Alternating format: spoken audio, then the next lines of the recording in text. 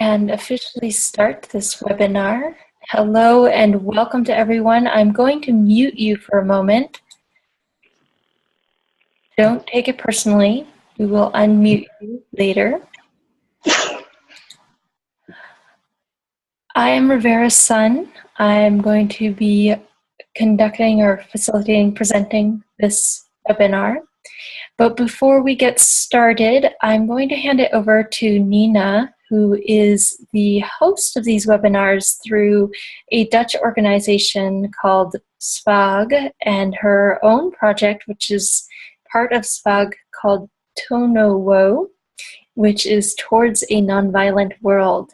And she'll give you an introduction to what is going on with these webinars and the organizations, and then we'll go from there. We'll do a technological overview so that we all know the system, and then we'll get into the actual webinar. Yeah, thank you, Rivera.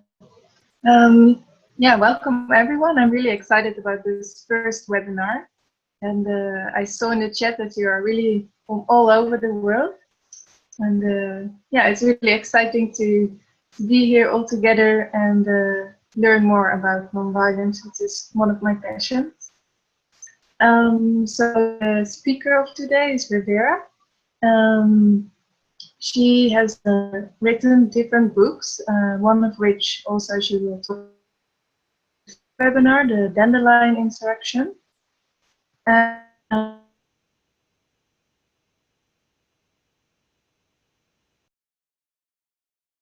Nina, your internet is freezing a little bit, so maybe repeat that. Yeah. So I'm sorry for if I may have some problems with the internet, because I think it's not so stable. I won't talk so long, so hopefully we will get through this. I was saying about the third webinar, which will be about one of Rivera's books, The Dandelion Insurrection, which is a very exciting story about the US in the future and how people organize themselves to bring more democracy. In the simple version. So Rivera is not only a writer but also an activist, and has a radio program, the Love and Revolution Radio, and she's also the co-initiator of Live, Share, Grow, the movement of the 100%. Maybe you want to talk a bit more about that. And she's the media coordinator of Contain Nonviolence and Patje Ebene, and has attended a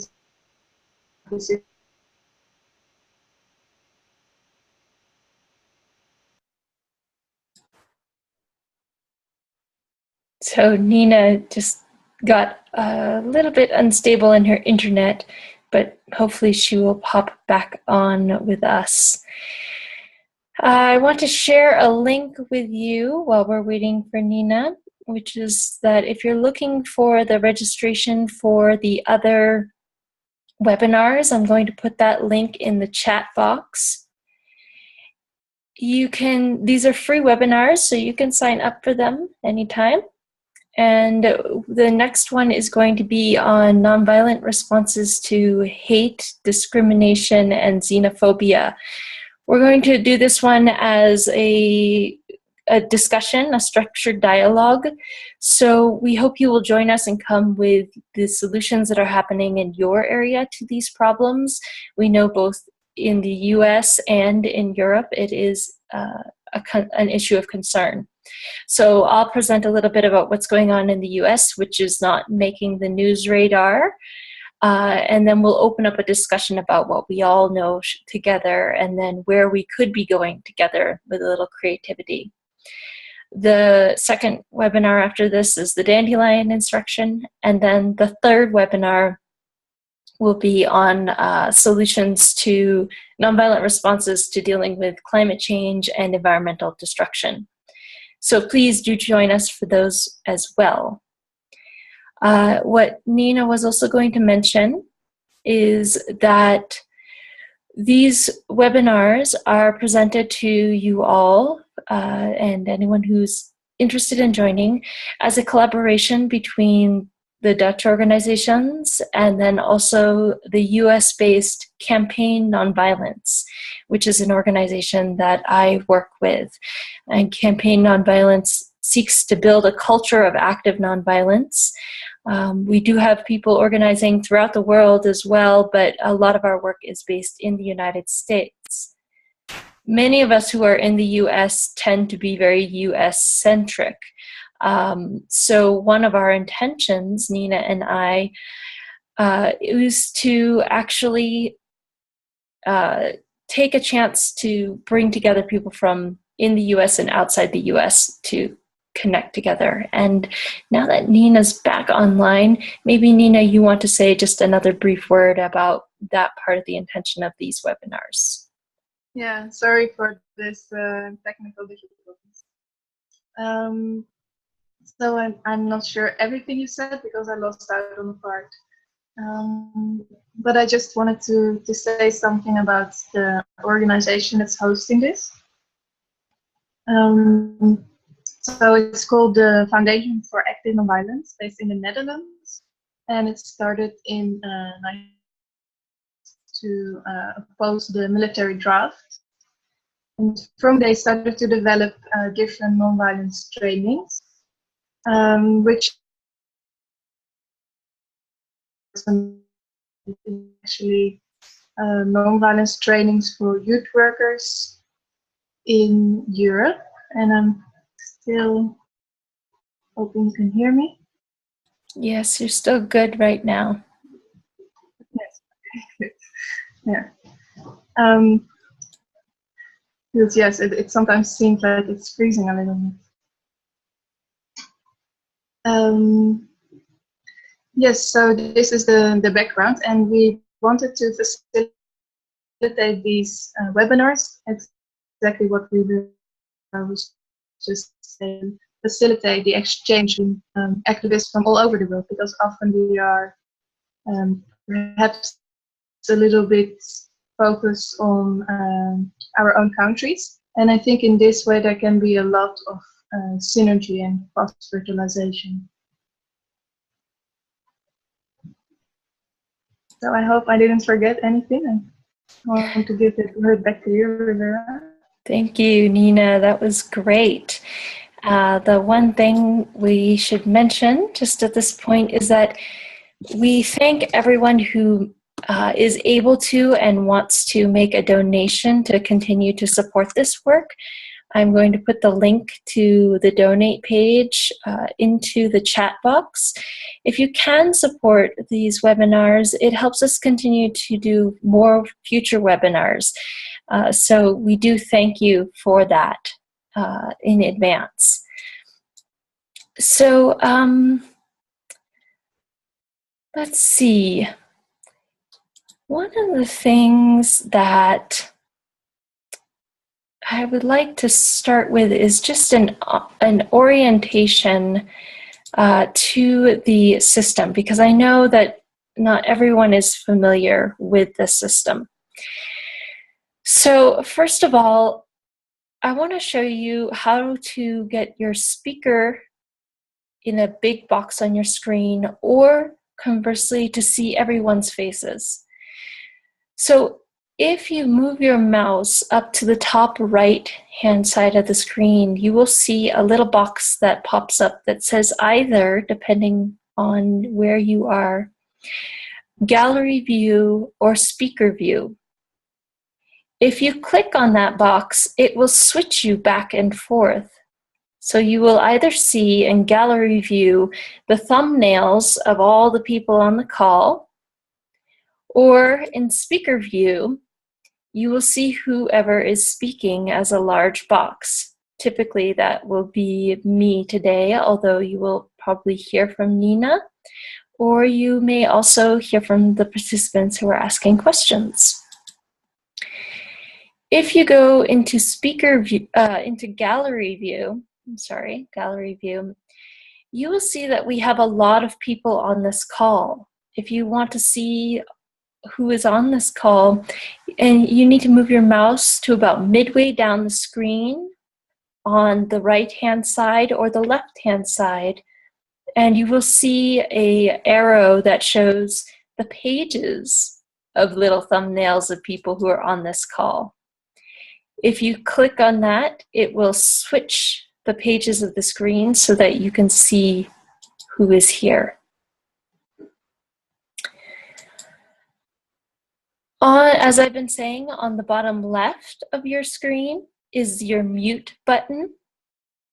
I'm going to keep you mostly on mute for now. When we get to the Q&A section of today's workshop webinar, we'll change that arrangement so that you can toggle yourself on and off, but cutting out the background noise is very helpful for the rest of us on the call. Right next to your mute button is a stop video button. If you are having trouble hearing me, one thing that might help is turning off your video so that the bandwidth of your computer internet connection is sent just to the audio. So that is an option. Moving down this bottom bar at the bottom of your screen, you will see a box that says Participants. If you click on that box, it will open, I believe, a side window on your screen. And down on the bottom right of your side window on your screen, you will see an option to raise your hand. Now, you don't need to do this now, but when we get to the Q&A section of today, that will be helpful for raising your hand to let me know that you have a question you want to ask. It will show up on my screen that your hand has gone up, and I will unmute you so you can ask your question. There is an option for the chat. For those of you who don't know already, there you can click on the chat window, and you can also ask questions through typed format there, or you can say where you're from or communicate with some of the other members on the call. That is all you need to know for now about this Zoom system. It's a pretty remarkable platform, and I enjoy using it. I like being able to see people's faces when we're talking about people power and nonviolent struggle. So that concludes our brief technical orientation. And now I'd like to get into the substance of what we're going to talk about today. This particular seminar is designed to be kind of an overview of nonviolent struggle. Oftentimes we participate in actions in our communities, or we know a few stories about nonviolent struggle, including Gandhi or the civil rights movement.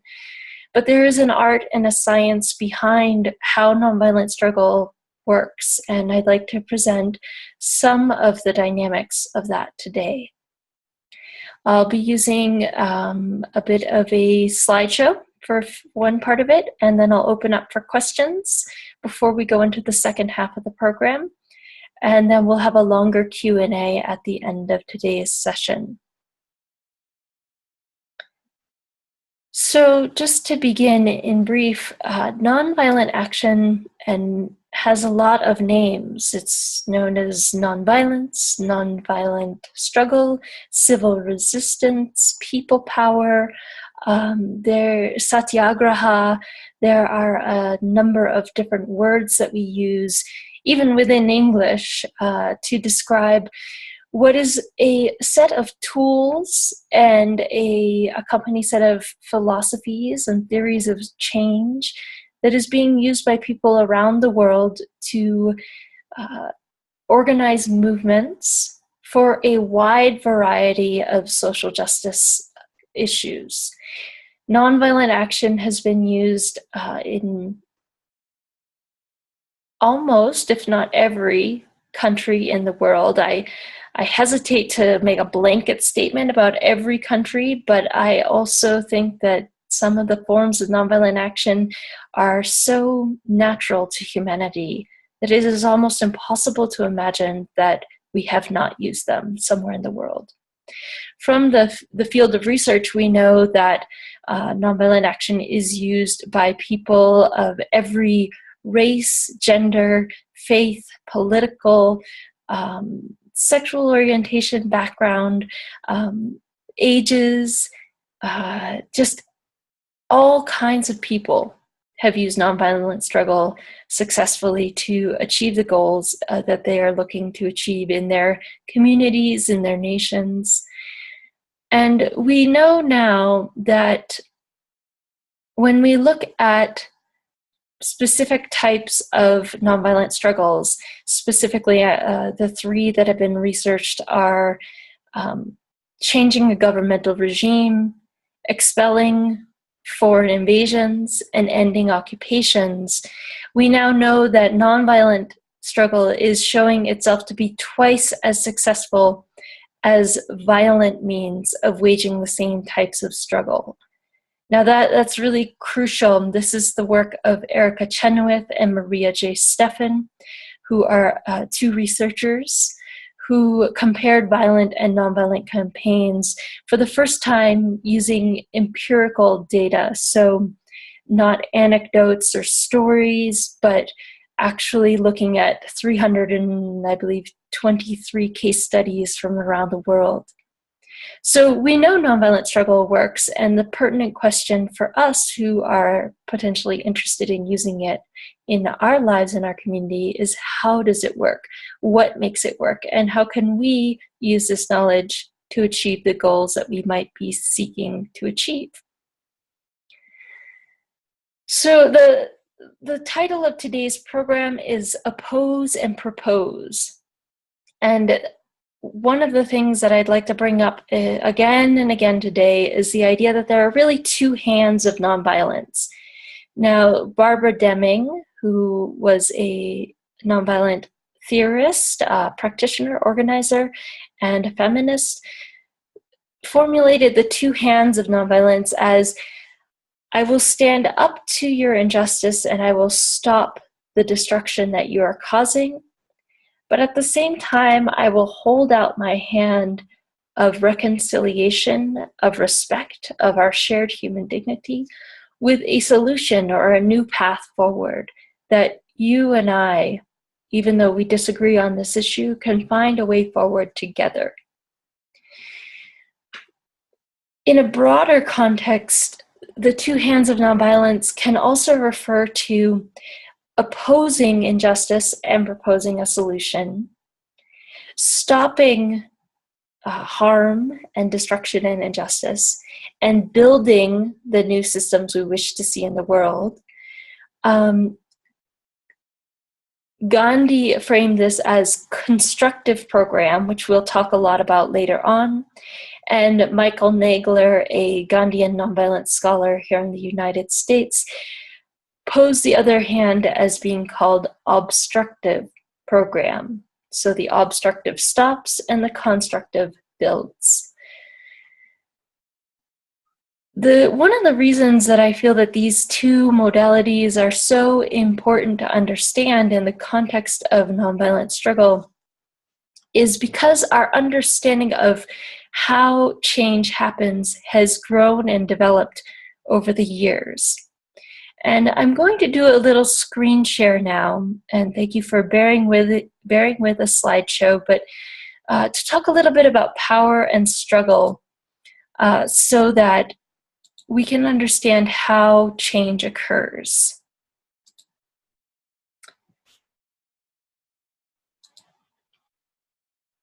Let me just enter this.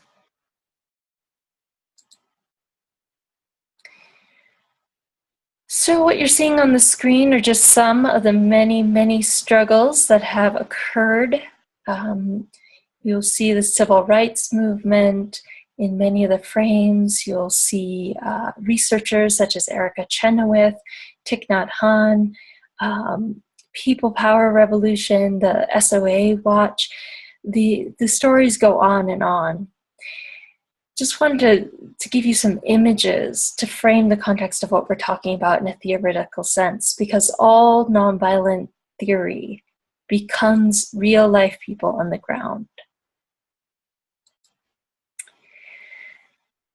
One thing to think about as we're talking today is that while we often are experienced with participating in actions, we don't always understand that actions make up campaigns, which serve as the building blocks of the arc of a movement.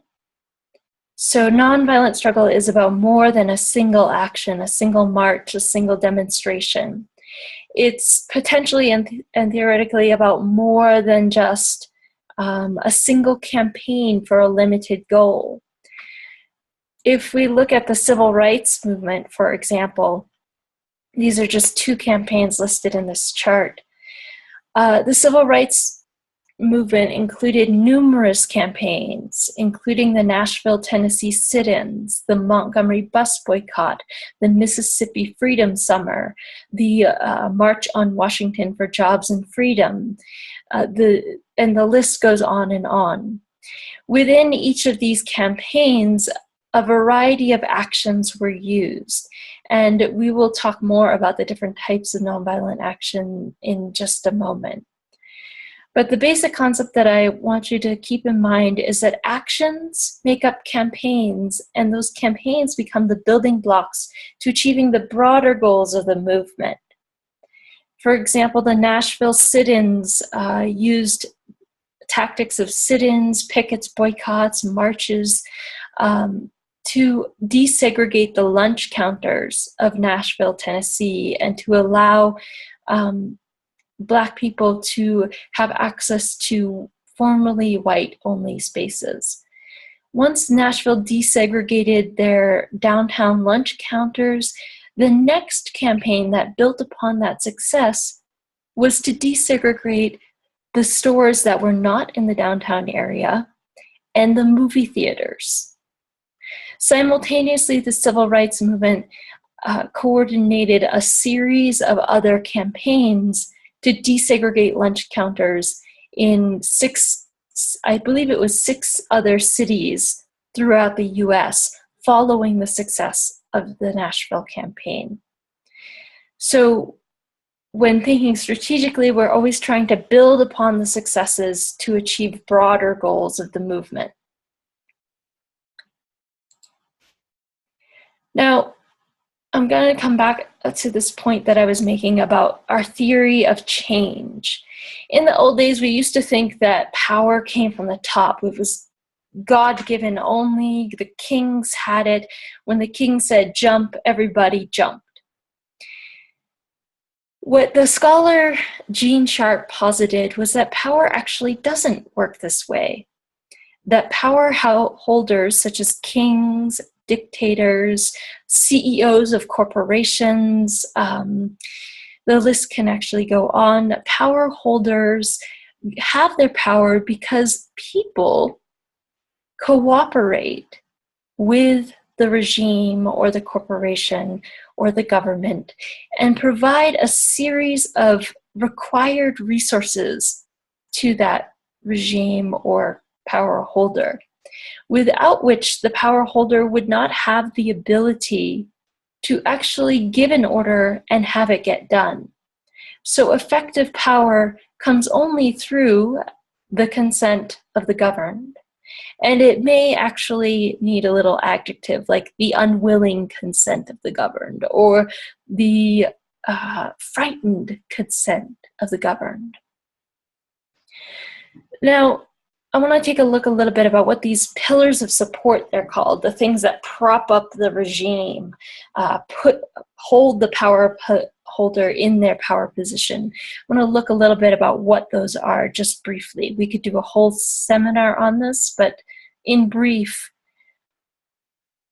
a power holder needs a wide variety of resources. They need authority, people to respect them. They need human resources, the people to actually do the tasks that they want. They need skills and knowledge provided to them. So if you are the CEO of a corporation that wants to drill and frack for oil or gas, you need scientists, you need geologists, you need knowledge of where the oil is, you need knowledge of the terrain, you need knowledge of the science behind what you're doing. Otherwise, you can't actually accomplish that task. They also need material resources such as nuts and bolts and pipelines in the case of the oil and gas company. They need money, is considered a material resource. They need intangible factors, things such as the obedience of a population or the belief that obedience is correct, the correct behavior. Fear is often an intangible factor that power holders rely on to achieve their goals. So there's a wide variety of those. And then sanctions, the last category that Gene Sharp identified, is the ability to punish a population if they do not comply with the power holder's demands. And this might be physical violence, it might be seizure of assets such as bank accounts or houses, or the ability to fire workers, for example. And the agents that carry out these sanctions may be lawyers, they may be, in the case of physical violence, they may be not just police or military, they may also be hired thugs or gangs to achieve that.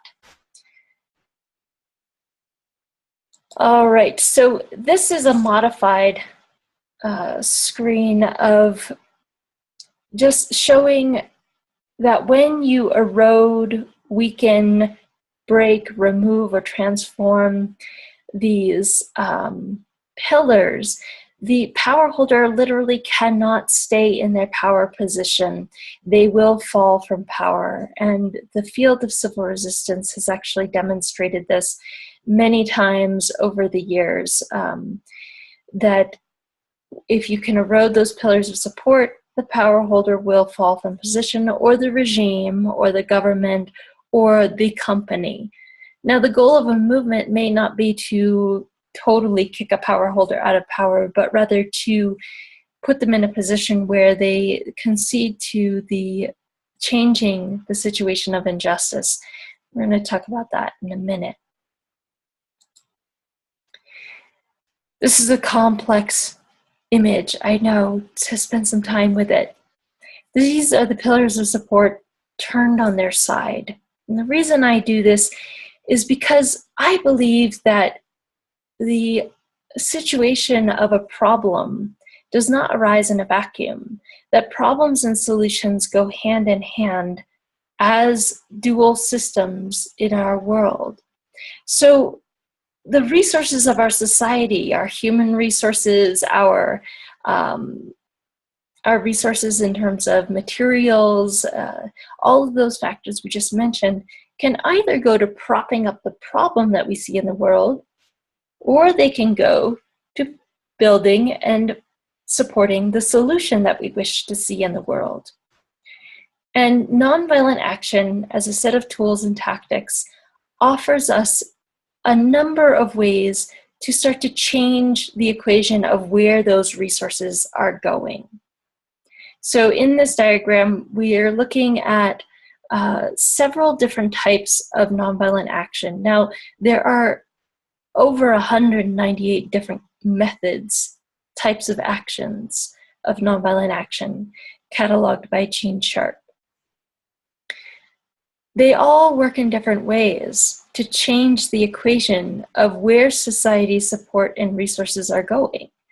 So acts of protest and persuasion, things like marches, demonstrations, signs, symbols, banners, those sway hearts and minds.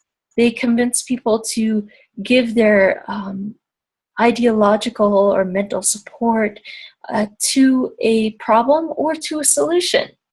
And the goal of using acts of protest and persuasion is to change those hearts and minds and get them to withdraw cooperation and consent from the problem and put it ideally into the solution. Now, those alone are not always enough to change the situation. Sometimes we need acts of non-cooperation, where we're actually removing our tangible support from the problem.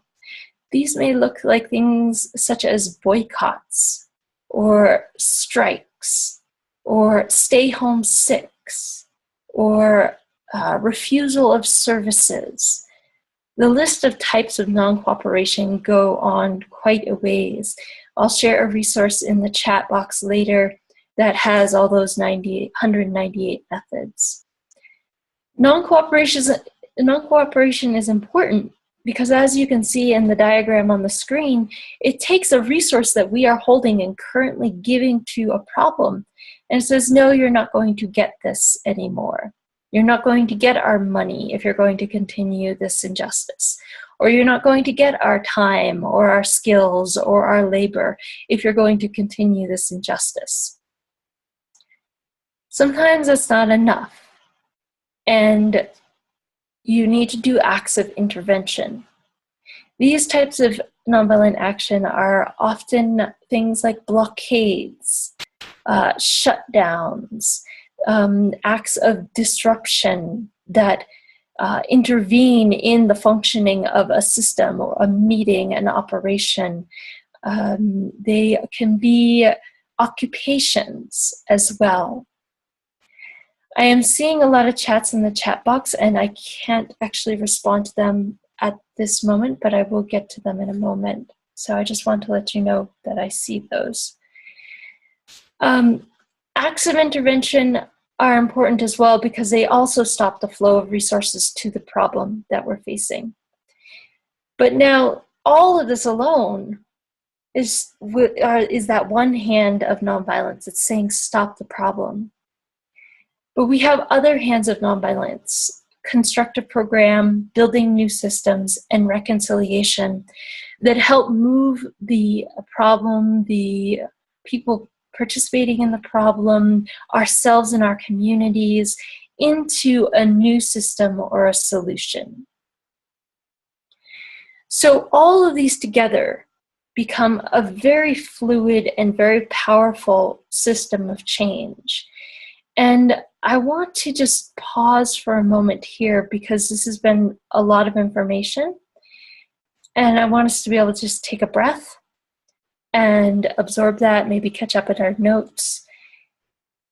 I'm going to check the chat box, and then we're going to have a moment for any questions that are arising in this moment. And then I'm going to go on and talk about constructive programs specifically. Thank you, Eric, for sharing that link. That's one of the ones I was going to share.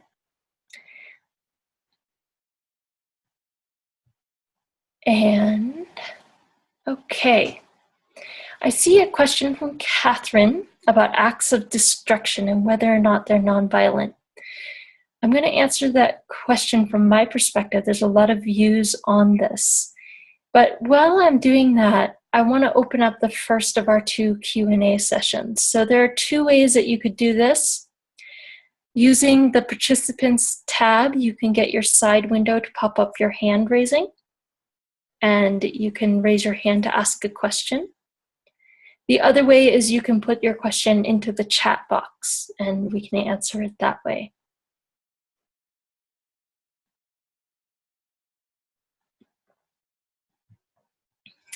Okay. So, acts of destruction. There are a number of ways of framing that. Generally, acts of, let's see, I'm going to answer it this way.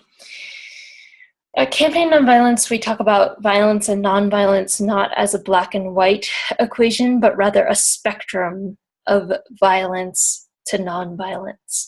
On the spectrum, we have things that are all the way from physical acts of violence to structural and systemic violence, things like racism, inequality, economic injustice, sexism, discrimination, acts of destroying one's own property, acts of sabotage of property.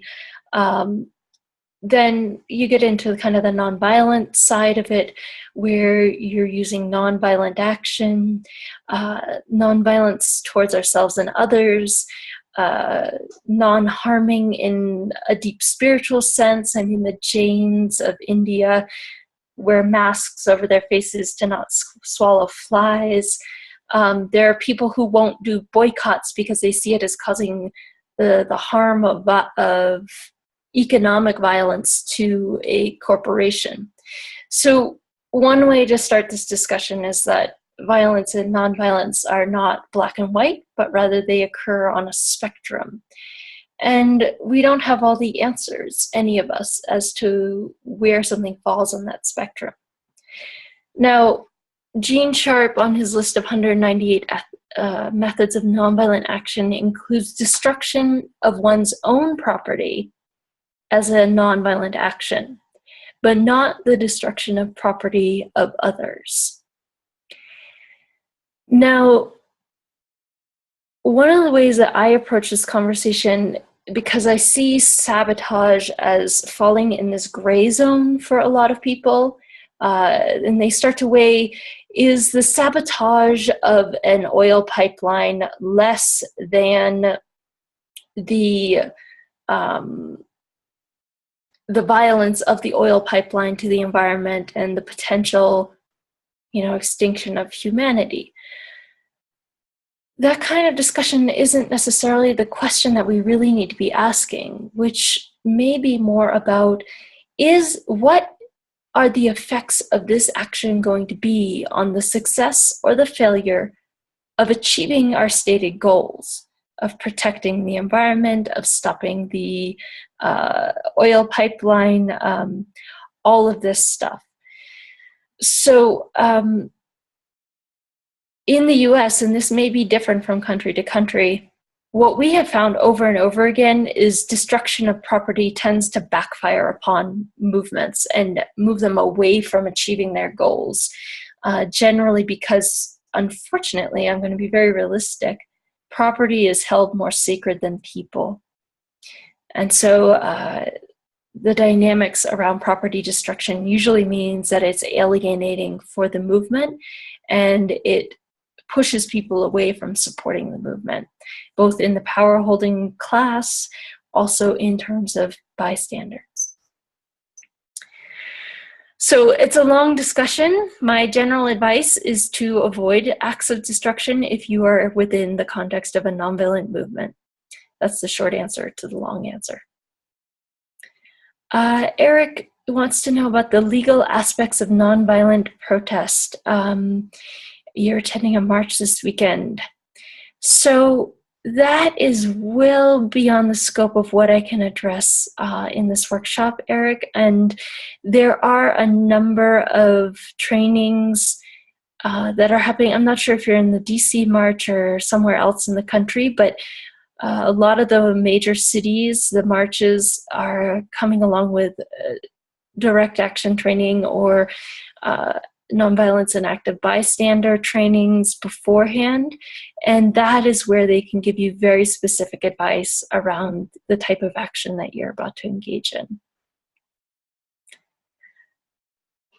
Are there any questions from people? I'm going to scan and see if there are any hands up right now about what we've been talking about in terms of obstructive program, the overall arcs of movements, the pillars of support.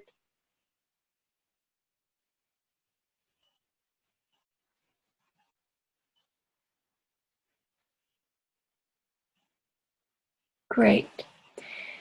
Well, now you know where your hand raising button is, and you know where your chat window is. So if you have a question, you can ask it. I'd like to go into the other side of nonviolence, the constructive program. Now, this is a term that was crafted by Gandhi, created by Gandhi. He coined it in both English and his comparable word in his own language, which I am sorry to say I'm totally blanking on right now. It'll come back. And he viewed that if we want to look at the proportion of which hand to use in the course of making change, it should be 80% constructive action and 20% obstructive action. His maybe rule of thumb was be constructive whenever possible and obstructive only when necessary. Now, a constructive program is a particular type of action that occurs within the context of a movement for social change. It is not just a positive project in the world. Those are great. I love those. Those should be going on en masse all the time. But what makes constructive program is that it occurs within the context of a nonviolent movement trying to achieve particular goals. So there are a few other caveats to what makes a constructive program a constructive program. Condi, just as a disclaimer, we'll talk a little bit about the SALT campaign later on. And the spinning wheel, of course, is a very well-known constructive program. But he also had, I think, 17 or 18 other constructive programs. He had a whole system of constructive programs for the Indian self-rule movement that was trying to achieve independence from the British colonial government. Now, a constructive program needs to be something that everyone can do. It is not something that only specialists can do. It's something that everyone in your movement and your society can actually physically do. So that's two qualifications. One, everybody can do it. And two, it's something you physically or tangibly do. So oftentimes people think about constructive program and they're thinking about symbolic things. So everybody wearing a certain color or, the idea of a certain imagery in our society. Constructive programs can have a very strong symbolic element, but they need to be tangible. And here is why. For a constructive program to be an effective part of a movement for change, it needs to do these two things. It needs to decrease the reliance of the movement or the society on the oppressor or the problematic power holder. And simultaneously, it needs to increase the self-reliance of the movement and the society. So let's look at Gandhi's cloth campaign, spinning campaign specifically. So when Condi initiated the spinning campaign, they had a problem. The Indians were buying their cloth for their clothing from the British import shops in India. So they were buying British cloth. Meanwhile, the Indian spinners and cloth weavers were starving, literally, in some of their villages. So here was the Indian self-rule movement. They were wearing British cloth. They were paying money to the British Empire to the tune of, I believe it was 10 to 20% of the British colonial revenue stream. When they start to spin their own yarn and they make their own cloth, there's a symbolic element to that, right? So suddenly everyone's actually wearing cloth that says, I support the Indian self-rule movement. But they also decrease their reliance on the British imports and the British colonial government, while increasing the revenue stream into Indian villages, Indian spinners, and in a specific part of it to the Indian self-rule movement specifically. This dynamic becomes very powerful. I forget the exact numbers on the spinning campaign, but we'll talk about the SALT campaign, which knocked out 80% of the entire revenue that the British Empire was taking from salt. which was, I believe, 8% of their overall colonial revenue.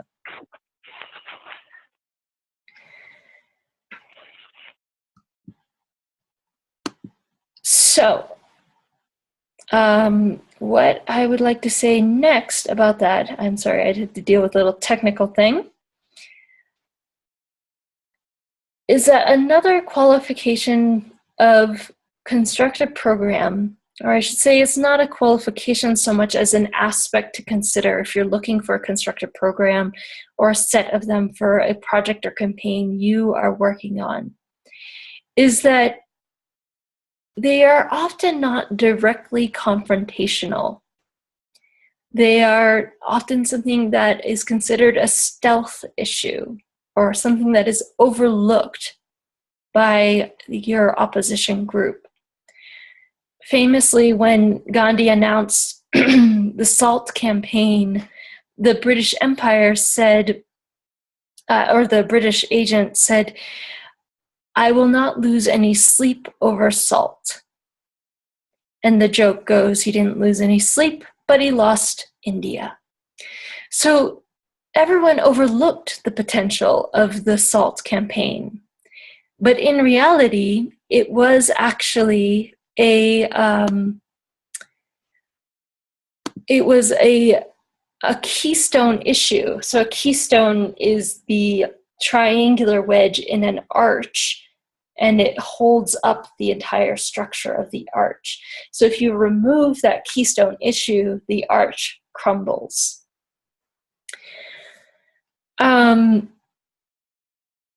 When you can find and identify these keystone issues for your campaigns and movements, that becomes really powerful. It means that your constructive program, if adopted by many, many people, has a huge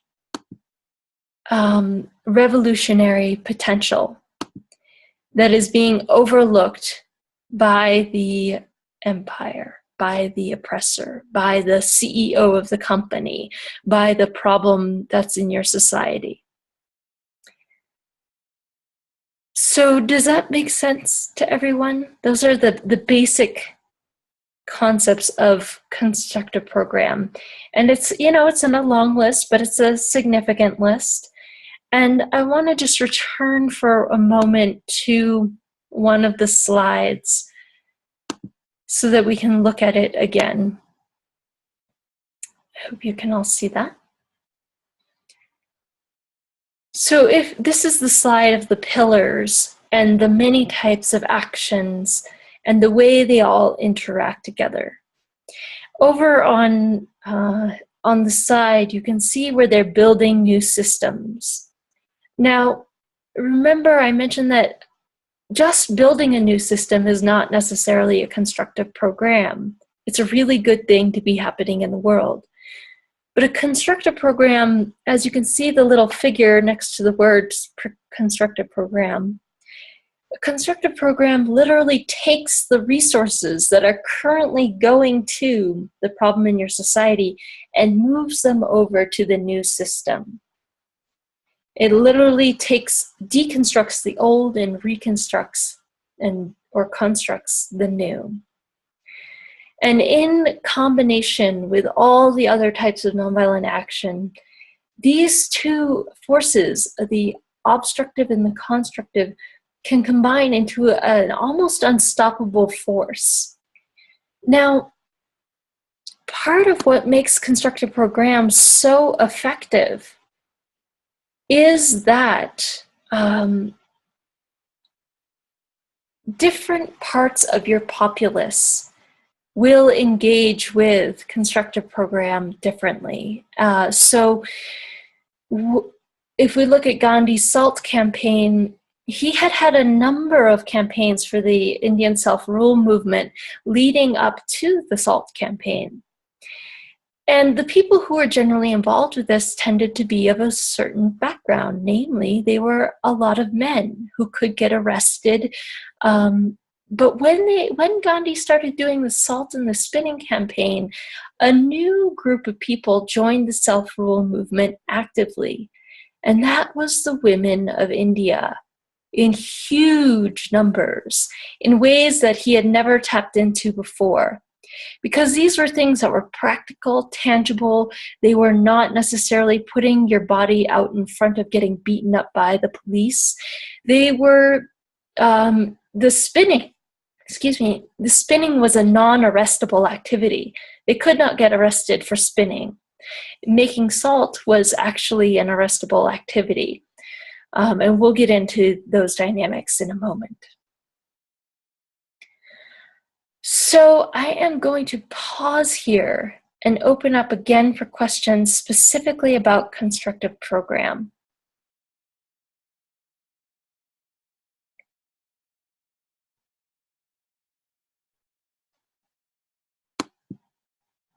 It also gives me a chance to take a breath, and that's a good thing.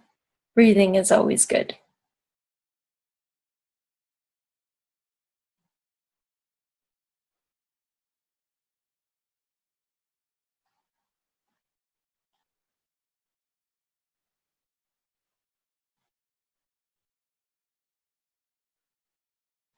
David Johnston, thank you for sharing that link about this project, Planet Earth Singles.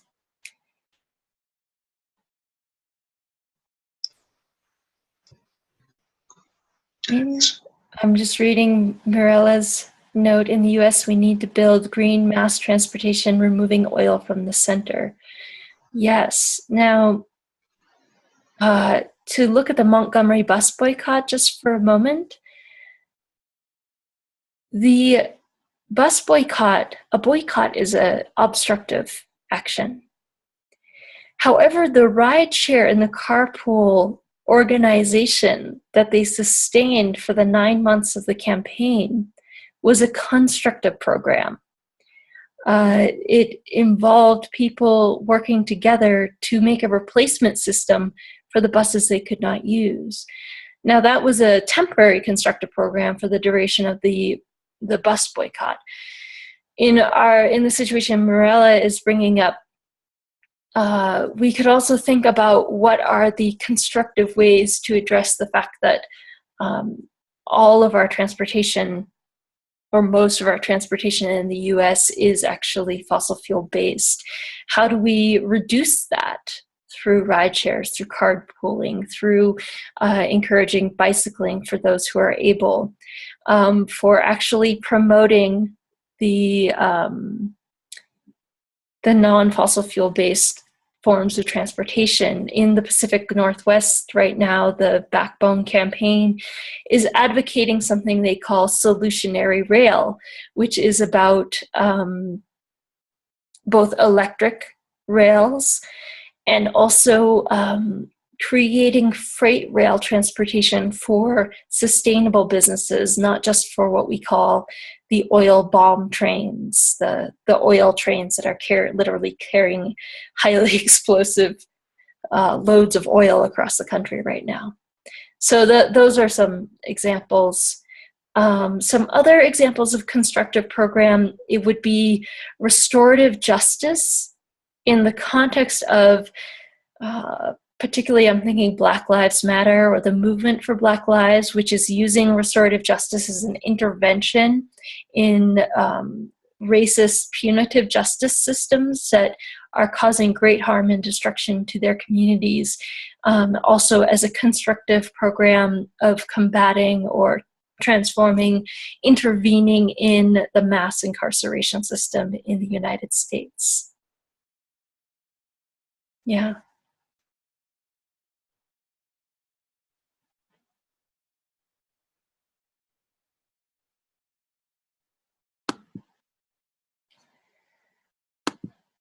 Okay, I'm going to try something here. There we go. Okay. Thank you, Nina. What a great comment she just put out. She says, civilian peacekeeping is constructive too. Yes, absolutely. as is civilian-based defense in the context of replacing militarism or over-militarized ways of defending nations.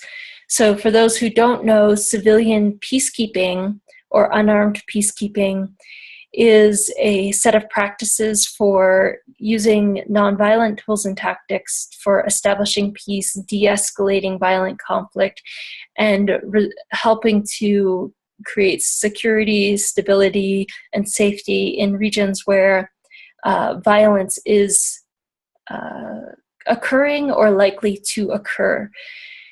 This happens both internationally with international unarmed peacekeeping teams such as Nonviolent Peace Force or UPC, but it also in the US is happening domestically in terms of groups like Ceasefire Chicago, which are former gang members who are using these skills to interrupt violence before or as it's breaking out in the streets of Chicago. There are a number of groups like this throughout the US that are doing violence intervention in that context. And that is a constructive program to a number of issues, including poverty, racism, gang violence, or the problems of violent gang tensions in neighborhoods. Also, again, it's a way of preventing conflicts from reaching a punitive justice system that is destroying communities here in the US. So there's a number of different frameworks for that. Good ideas, everyone.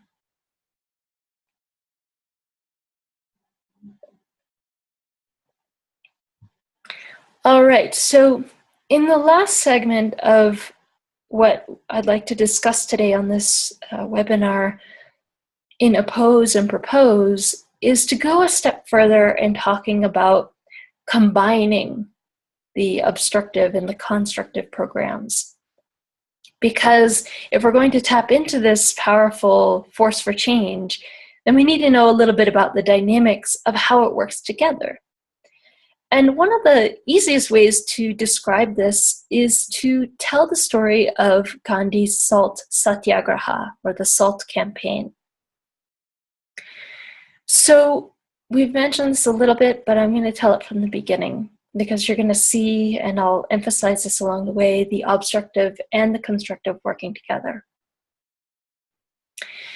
So in 1930, or just prior to 1930 in India, Gandhi and the self-rule movement were, and the Indian National Congress had actually tasked Gandhi and the self-rule movement to come up with a new campaign, something they could do to undermine and weaken the British Empire's colonial control of India.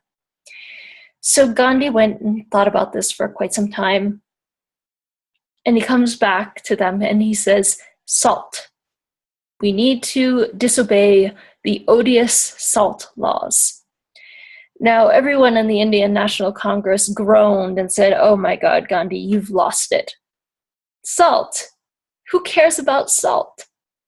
And Gandhi said, the ordinary, everyday, average Indian citizen cares about SALT. Because salt is a necessity of life in India.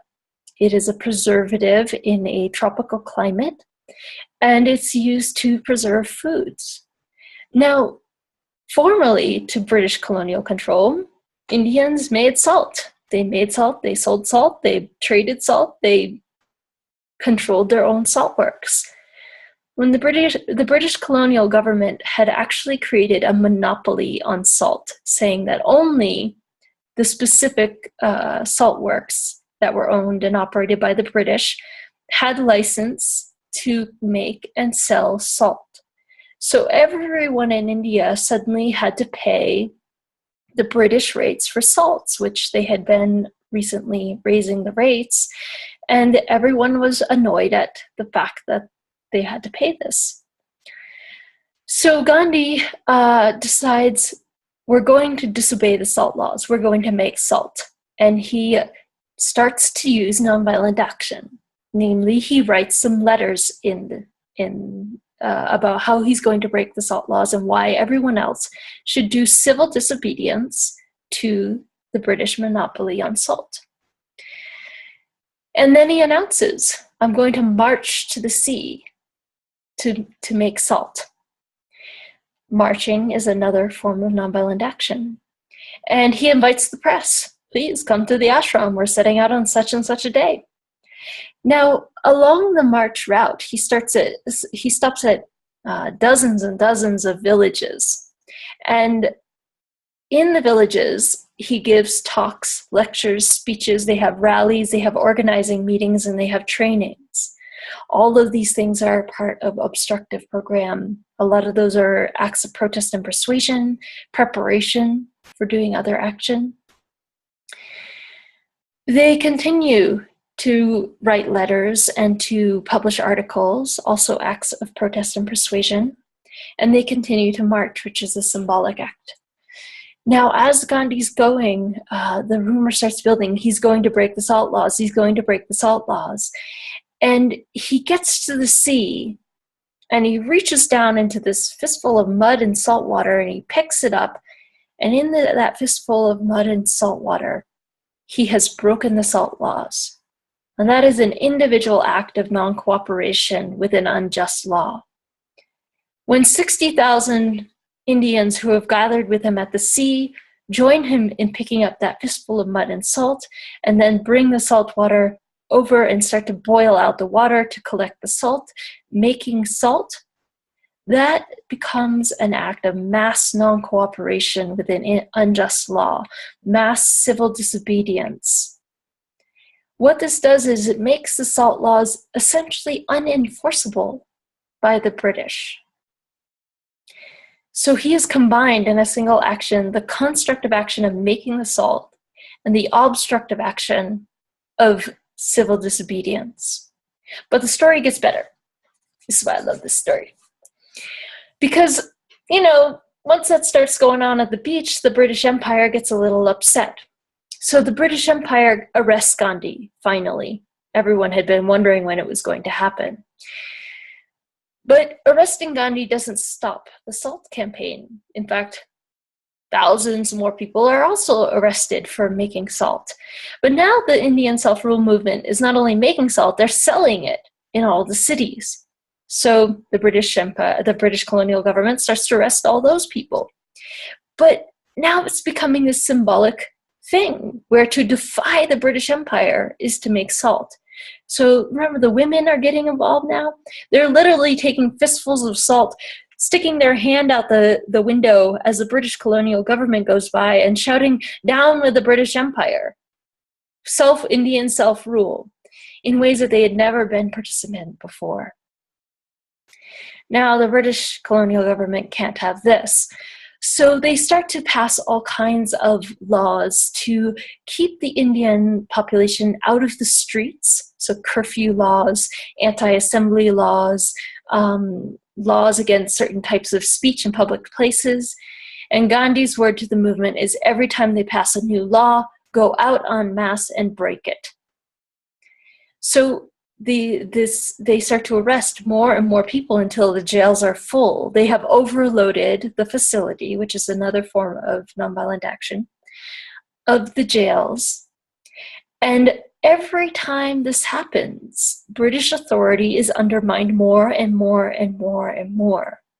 Remember, authority is one of those pillars of support. Now, they're not just undermining authority, they're also taking away, they're lessening their dependency on the British salt, and they're increasing their self-reliance as a movement because they're making their own salt. But they're also taking away 8% of the British colonial government's revenue, their money that was coming from the salt. And this starts to hit home.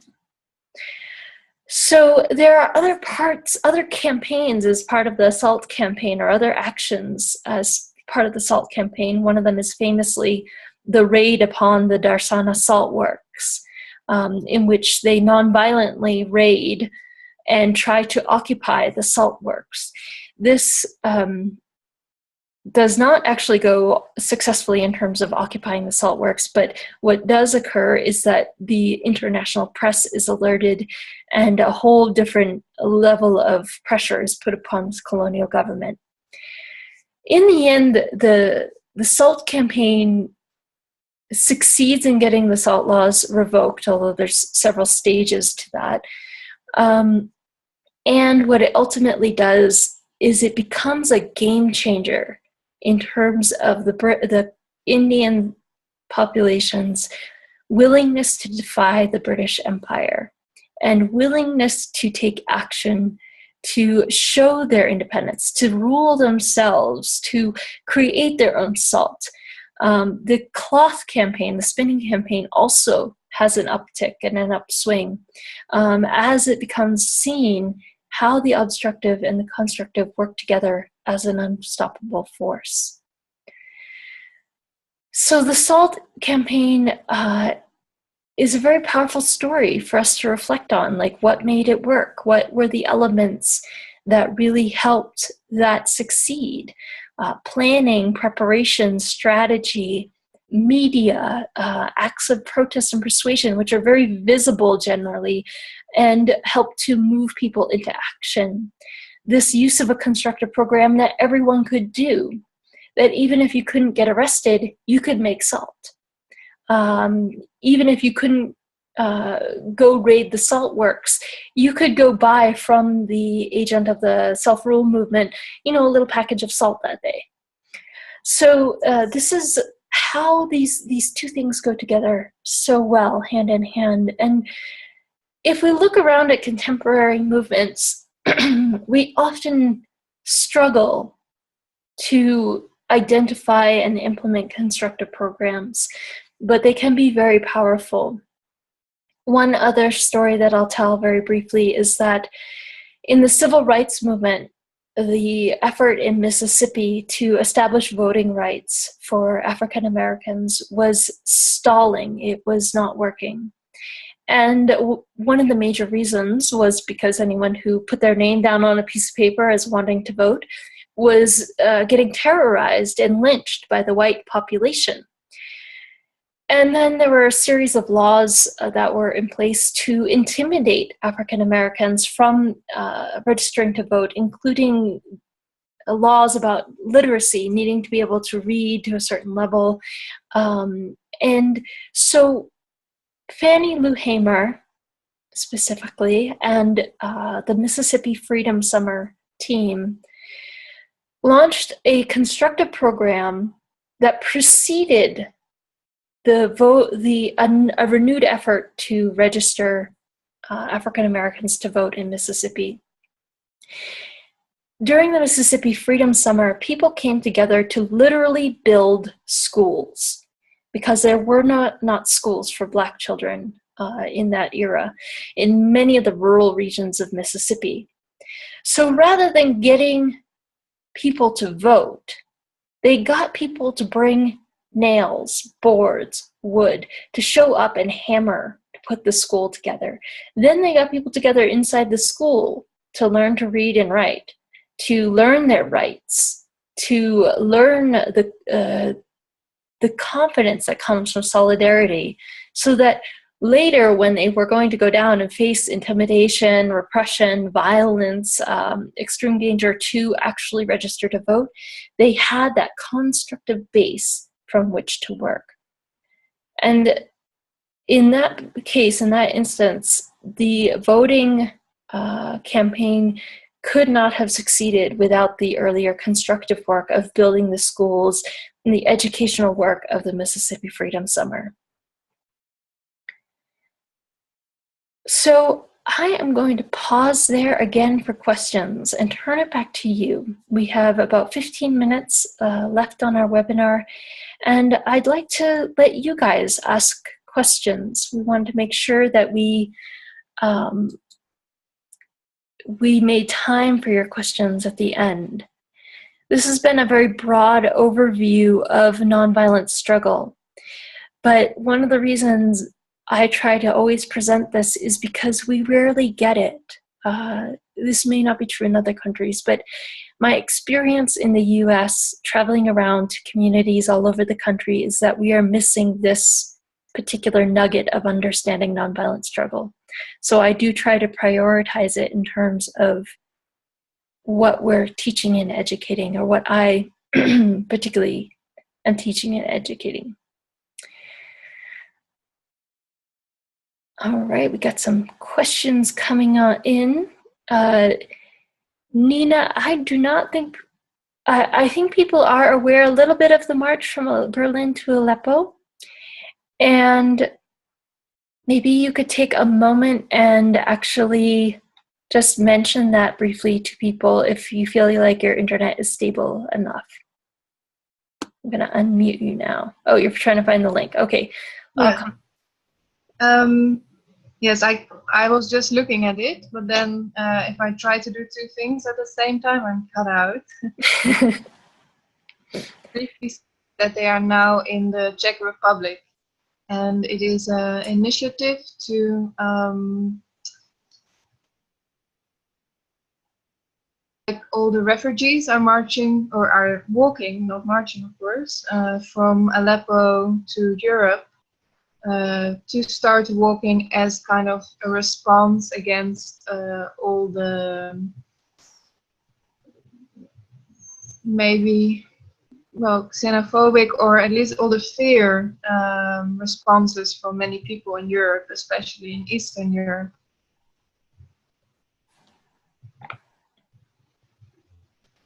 So yes, I will find the link and you can read about it. It was recently on Waging Nonviolence website also. Great. Thank you for mentioning that, Nina. Mm-hmm.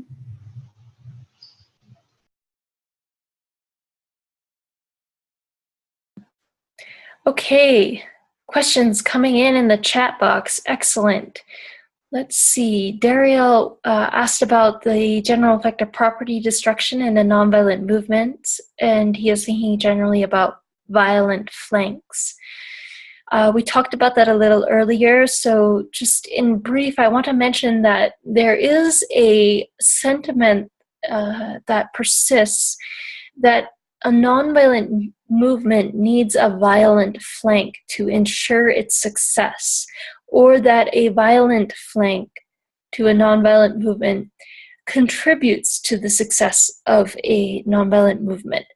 Namely, that the oppressor or the power holder fears the violent flank and so concedes to the nonviolent movement's demands.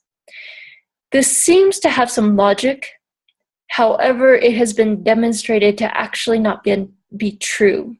That in case studies, when we look at them, the presence of a violent flank is actually reducing the likelihood of success of a nonviolent movement. And this is due to a couple of dynamics that we haven't spoken about much on this webinar. One is that the most important dynamic to understand about nonviolent movements is that mass participation is key. The numbers matter. Particularly any movement that has successfully mobilized 3.5% of its populace hasn't always won. And movements with much smaller amounts have also won their goals. But what matters is that we get many, many people taking action together. Violence in a movement, a nonviolent movement, tends to lower the participation rate of that movement, which then actually lowers its likelihood of success. We should perhaps present a whole webinar on this at some point, but property destruction, again, of other people's property, tends to have a similar effect on the participation rates of a nonviolent movement, or the general favorability of public sentiment towards the primarily nonviolent movement. Wow, great questions. So I'm going to try to address many of these as we go on. Darcy asked me to explain the reconciliation portion of the diagram of pillars of support and the problems and solutions. So at the bottom of the image, there's a little figure holding out the hand of reconciliation. Reconciliation is not always a part of all systems of nonviolent change. However, it is a central part of the Kingian nonviolent philosophy of change, as well as many others, but that one comes to mind specifically.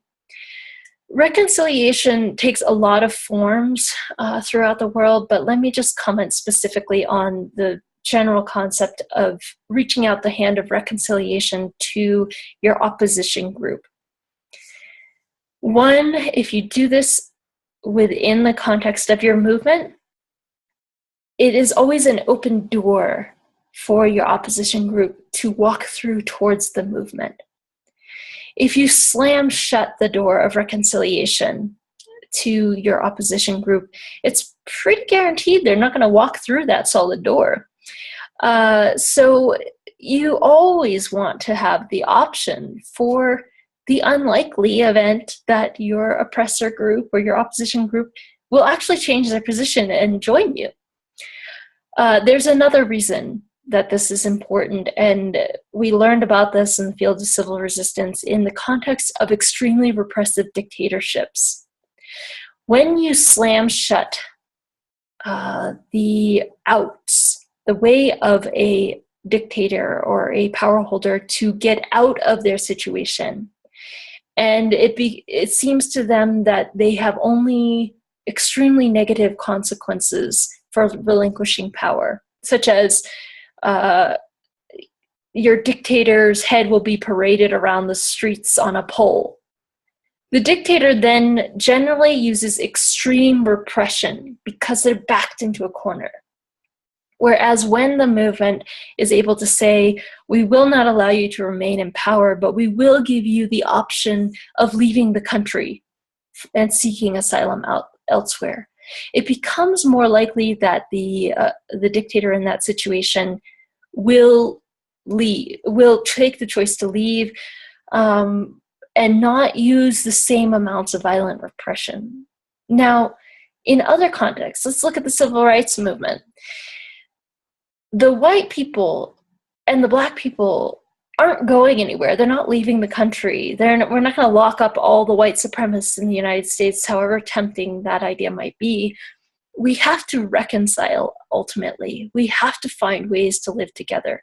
And the more that a movement, while confronting injustice, can reach out the hand of reconciliation, the more the process and pathway towards healing and actually living together can occur. And this can become very productive, very useful within the context of your movement. So Darcy, that's a brief answer to your question. Again, it would be great to have a whole webinar on this.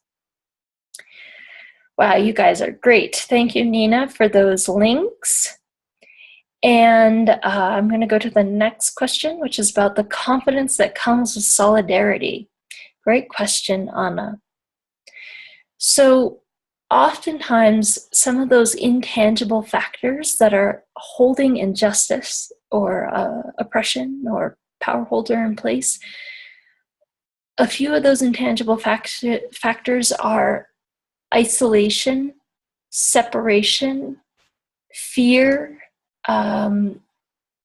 the assessment that to take action will have dire consequences for you as an individual. So if a movement wants to transform that intangible factor, that pillar of support, and switch it into something that's beneficial for a movement, building connection, cooperation, solidarity, the feeling that together we are strong, where before we were weak and vulnerable as isolated individuals. The confidence of solidarity often comes through education, understanding how nonviolent struggle works, understanding that change is possible or there is a realistic path to change. And these are sometimes very foundational for getting people to take action, to have the courage to take action if they are facing repression or if they have a lot to lose. Sometimes repression is not physical violence, but a position at work or a social standing in a community. There are a number of considerations like that, and that confidence of solidarity can help shift and transform people's willingness to take part in a movement. Thank you for those FYI actions in the comments. Really good to know about those. All right, Joy, you asked about the plowshare activists in the United States. So just context for those who don't know, in the anti-nuclear movement in the United States, there have been hundreds of plowshare actions. It's a group called Plowshares. And many of them have involved dismantling or destroying parts of the nuclear weapon systems, things from the computers that were slated to run the systems to actually hammering on warheads. There have been a number of variations. Again, it's in that gray zone. And you know, I have a lot of friends who are actually plowshare activists. And so I don't have a cut and dry answer for you about where it falls on the spectrum of nonviolence or violence, because there's actually a number of different types of plowshare actions. What we can note is what has been the effect of each action, public sentiment, the reactions of people. Has each action contributed to the willingness of the population to actually end the nuclear weapons program? How effective have those tactics been versus other tactics that could be used? And again, there's no judgment in what I'm saying. These are the questions that I ask around choices of tactics. So yeah, we should talk about that. We could have a nice long conversation. Okay. Great comment from Catherine about the Women's March.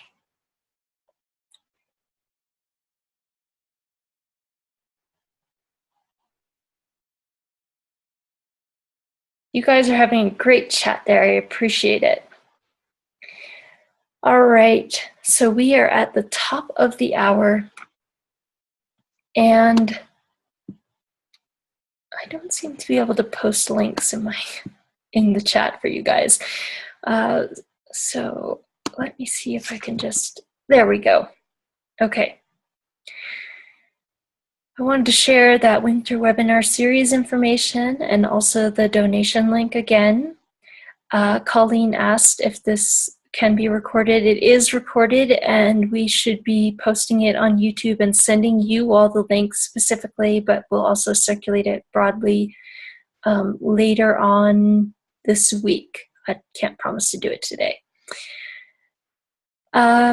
Do take a moment and share any things that really stood out for you about what was useful in this workshop or webinar in the links, and any comments you might wish to send to us. We do appreciate those. And I want to just especially thank Nina and Svag and Towards a Nonviolent World for initiating these conversations and for opening up the webinars to everyone for free or by donation if possible. And just thank you for taking time on your Wednesday morning to join us to have this conversation and to learn about these subjects. There's a lot more to learn, and I hope you will continue your journey in knowing about this. If you do have specific thoughts on workshops or webinars you would like us to present in the future, please let us know about those, because we do listen to your feedback. Thank you, everyone. And I am going to unmute all of you so you can say goodbye to everyone as you're leaving. Oh, to leave, there's a leave this meeting button on your bottom right. Thank you so much. Thanks a lot, everybody. It was great. Love you, Rivera. Goodbye. Bye all. Thank you so much. Thank you. Thank you. Thank you. Bye. Thank you. Thank you. You're welcome.